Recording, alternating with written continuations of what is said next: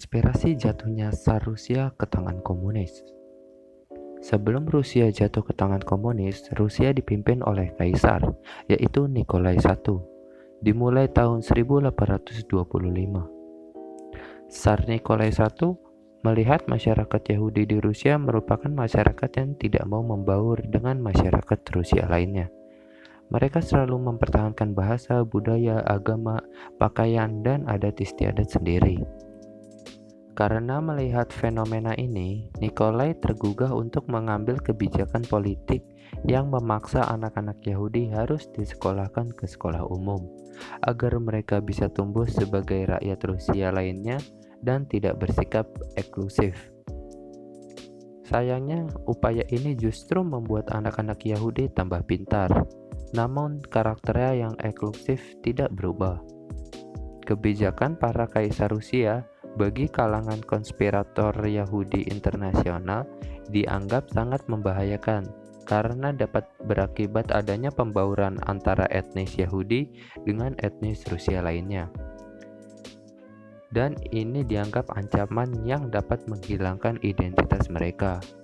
Oleh karena itu, para konspirator yang sudah memiliki jaringan yang luas mulai melakukan rekayasa penghancuran Kaisar Rusia.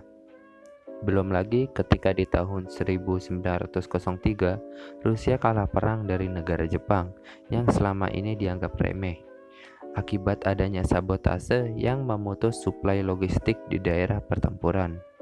Para konspirator Yahudi lantas melakukan gerakan bawah tanah untuk menumbangkan kekaisaran Rusia di tengah ekonomi Rusia yang semakin amburadul menanggung utang. Lagi-lagi para bankir Yahudi yang mendapatkan keuntungan sekaligus. Apabila di Rusia muncul gerakan-gerakan serikat buruh, golongan terpelajar, dan kelompok revolusioner lainnya yang sedang menghadapi kesulitan ekonomi. Ini merupakan rencana yang bagus dari para konspirator yang tersembunyi untuk menjatuhkan kekuatan Tsar Rusia. Ketika pemerintah kesulitan menghadapi gelombang demonstran, maka kaum komunis Rusia mendekati rakyat dengan memberi harapan-harapan indah tentang masa depan, sehingga mencapai puncaknya tanggal 25 Oktober 1917, pemerintah Rusia akhirnya jatuh digulingkan kaum komunis yang dipimpin oleh Lenin. Peristiwa ini dikenal dengan nama Revolusi Bolshevik atau Revolusi Oktober.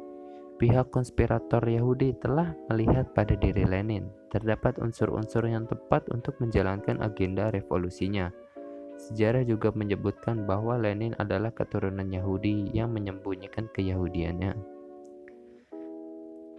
Kejahatan yang paling ketara dari revolusi komunis Bolshevik, selain menghancurkan kekuatan Tsar Rusia yang merupakan raja dari rakyat Rusia, kekejaman komunis Rusia adalah permusuhan terhadap agama. Betapa banyak rakyat Katolik Rusia dan Ukraina yang dibantai oleh rezim komunis Rusia. Begitu pula pembantaian terhadap warga Muslim di berbagai negara Asia Tengah yang kemudian dicaplok oleh kekuatan komunis yang merubah nama menjadi Uni Soviet.